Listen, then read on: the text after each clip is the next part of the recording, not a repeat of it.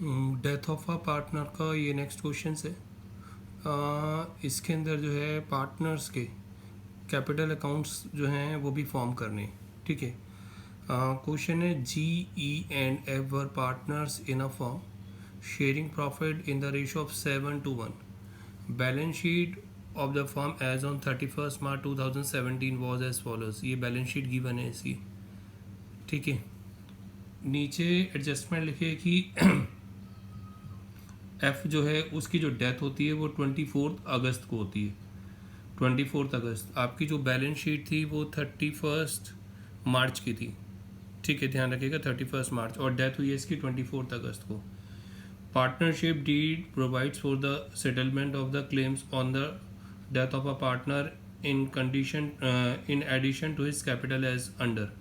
ठीक है, सेटलमेंट कैसे होगी अगर किसी पार्टनर की डेथ होती है तो उसके बारे में समझाएंगे। The share of profit of deceased partner to be computed up to the date of death on the basis of average profit of the last 3 years which was rupees 80,000। Profit की जो calculation होगी वो पिछले 3 साल के average profit के हिसाब से होगी, और एवरेज प्रॉफिट जो है वो 80,000 गिवन है। ठीक है। Revaluation of assets and liabilities were as follows. Asset और लायबिलिटीज को जो रीवैल्यूएट किया गया वो ये। लैंड बिल्डिंग की वैल्यू 94 हो गई है। मशीनरी की जो वैल्यू है वो हो गई 38,000। स्टॉक 5,000 का हो गया। और provision for doubtful debts 2.5% was to be created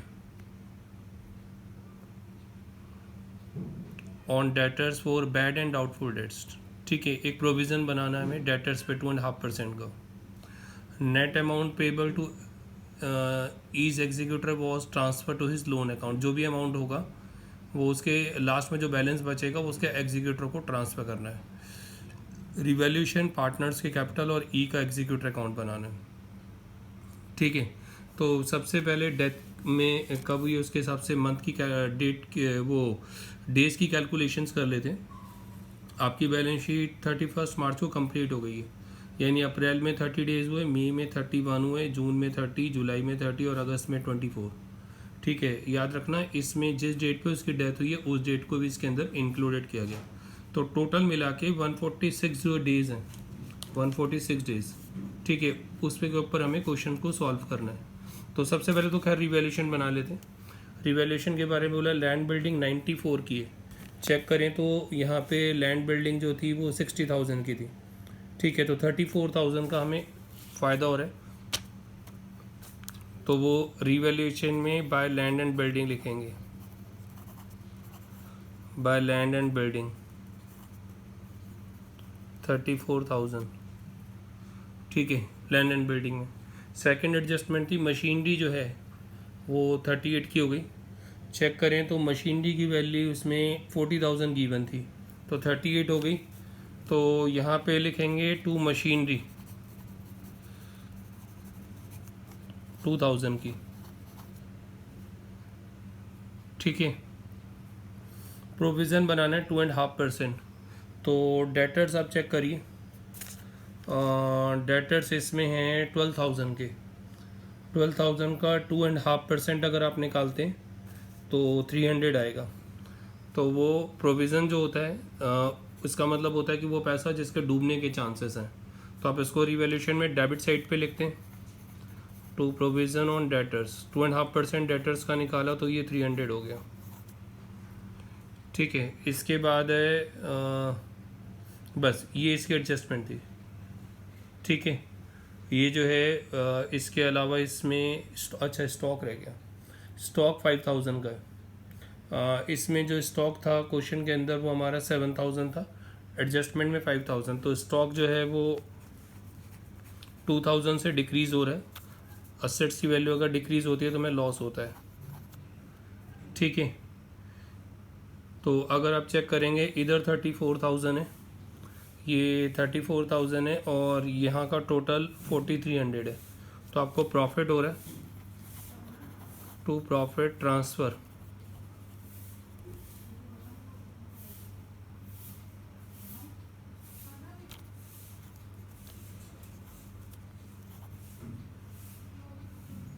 EF और G दोनों साइड का जो डिफरेंस आ रहा है वो आ रहा है 29700।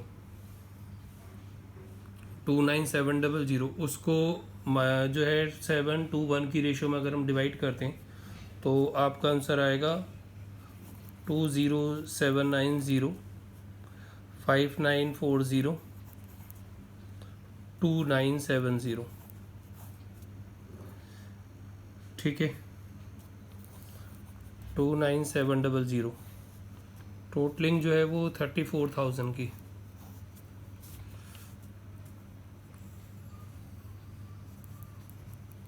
ये 34,000 मैंने यहाँ लिख दिया, तो ये आपका जो रिवैल्यूएशन है ये कंप्लीट हो गया। ठीक है, इसके बाद पार्टनर्स का जो कैपिटल अकाउंट्स है, रिवैल्यूएशन तो बेसिक से आपने एडमिशन में भी सीखा है, रिटायरमेंट में भी सीखा है, वो सेम प्रोसीजर होता है। ठीक है, अब पार्टनर्स के जो कैपिटल अकाउंट है वो, तो सबसे पहले जो हो बाय बैलेंस BD है,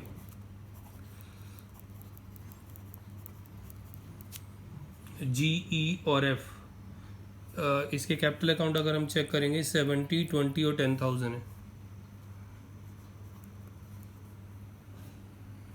70, 20 और 10,000 है।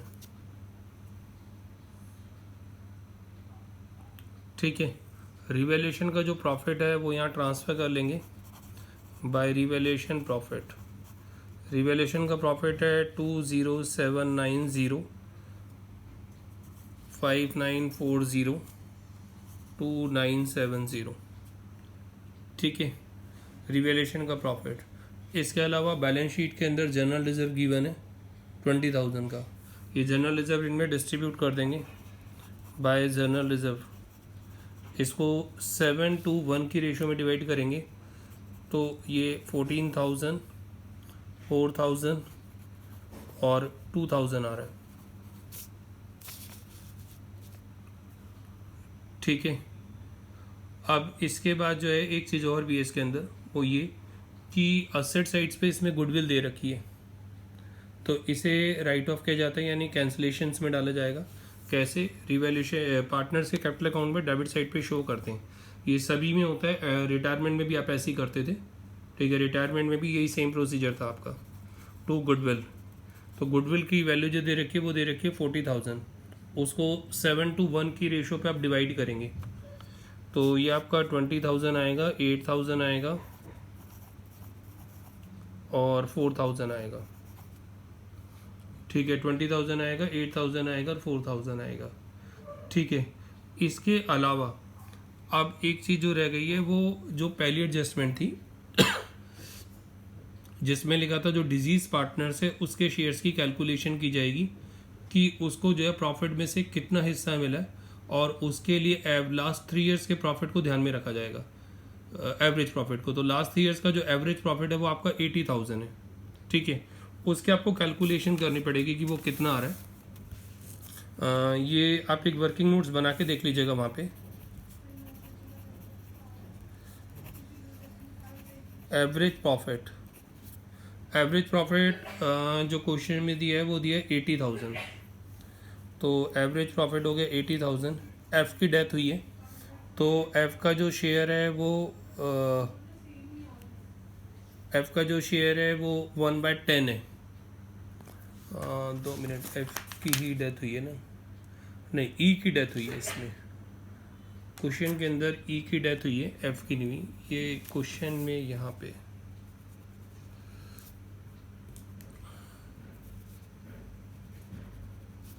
ई की डेथ हुई है, तो ई का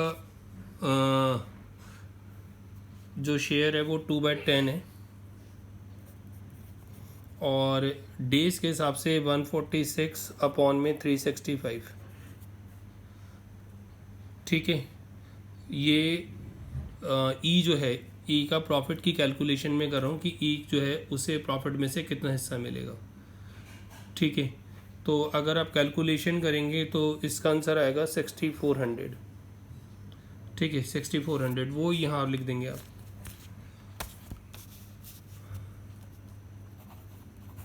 by profit and loss suspense account 6400 ठीक है 6400। और उसके बाद यहाँ पे आप बैलेंस CD, पहले तो जिसकी डेथ हुई है, ई की डेथ हुई है, तो जैसे आप रिटायरमेंट के अंदर लोन अकाउंट कैलकुलेट करते थे, तो इसमें जो ई का एग्जीक्यूटर अकाउंट्स निकालेंगे, ई इज एग्जीक्यूटर्स अकाउंट, ई का दोनों साइड का आप डिफरेंस निकालेंगे। ठीक है, ई का इस साइड का टोटल करेंगे इन चारों का, उसमें से इसको 8000 को माइनस करेंगे, तो आपका जो आंसर आएगा 28340, 28340। ठीक है, डिफरेंस जो आएगा। इसके बाद बाकियों के बैलेंस CD, बैलेंस CD, इसका बैलेंस CD जो बचेगा जी का 76790, वो आपको पता है कि हम कैसे निकालते हैं कि इसका जो टोटल है, इसके टोटल में से इस 20,000 को माइनस कर देंगे तो 76790, और इसका 10970, ठीक है। टोटलिंग इसके लिख लेते हैं यहाँ पे,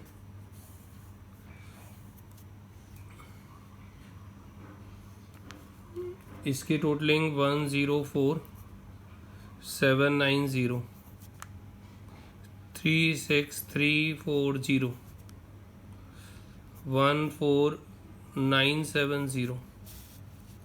इसी तरह इसकी टोटलिंग 104,790, वही जो यहाँ होता है 36340, 14970। ठीक है, तो ये पार्टनर्स के जो कैपिटल अकाउंट्स हैं वो कंप्लीट हुए। ठीक है, ध्यान रखना इसमें ई की डेथ हुई है। स्टार्टिंग में आपने देखा हो मैंने क्वेश्चन के अंदर करेक्शन करी है, गलती से वहाँ एफ लिख दिया था मैंने, तो मुझे क्वेश्चन करते करते ध्यान आया कि नहीं, ये क्वेश्चन इसमें था तो ई की डेथ हुई थी इसके अंदर, तो उसको मैंने ठीक कर दिया और उसके अकॉर्डिंगली कैलकुलेशन कर लिया। अब एग्जीक्यूटर अकाउंट बनाना है। ठीक है, एग्जीक्यूटर में ऐसा कुछ नहीं है, सिर्फ कोई डेट वगैरह गिवन नहीं है। ये जो एंट्री है ये वाली, ये एंट्री यहाँ से यहाँ पे ट्रांसफ़र कर देंगे बाय ईज कैपिटल अकाउंट।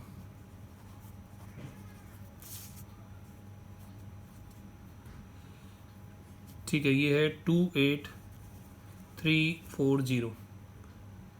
ठीक है, इसके अलावा कोई पेमेंट तो की नहीं गई। अगर एग्जीक्यूटर को कोई पेमेंट की जाती तो मैं यहाँ पे टू बैंक करके लिख देता। अब लेकिन एक चीज़ है, लायबिलिटी साइड पे लोन फ्रॉम ई 30,000। ठीक है, ये इसने फर्म को लोन दे रखा है, वो भी इधर लिखा जाएगा बाय ईज लोन अकाउंट।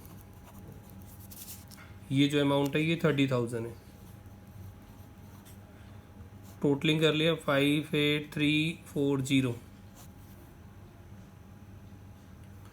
ठीक है, यहाँ पे लिखेंगे टू ईज